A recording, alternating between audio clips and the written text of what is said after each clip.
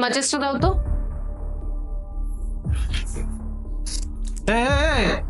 কি করছো এটা তুমি? কেন দেখতে পাচ্ছ না? সিগারেট খাবে তুমি? ভাবছি আজ থেকে শুরু করব। কখনো সকালে উঠে দৌড়াবার চিন্তা করেছো যে সিগারেট খাবে? কিন্তু তুমিও তো সারাদিন ধরে সিগারেট খাও। এই আমি তো ছেলেরা সিগারেট তো খাবেই। হ্যাঁ তো মেয়েরাও খেতে পারে। দেখো, সকাল সকাল মাথাটা গরম করো না, চুপচাপ সিগারেটের প্যাকেটের ভিতর সিগারেটটা রাখো। তুমি কি জানো সিগারেট খেলে কত ক্ষতি হয়? তো ওটা তো তোমাকেও হতে পারে, আমার হলে কি যায় আসে? তুমি কি মরতে চাও নাকি? আর আমার কি খুব ভালো লাগবে তুমি আমার আগে মরে গেলে? কি উল্টো পাল্টা বলছো? কি উল্টাপাল্টা বলছি আমি? আমি মরছি নাকি? এটা খেলেই মরে যাবো নাকি সঙ্গে সঙ্গে? আচ্ছা দাঁড়াও, এ নাও ধরো, এটা তোমার কালকের ব্লাড টেস্টের রিপোর্ট।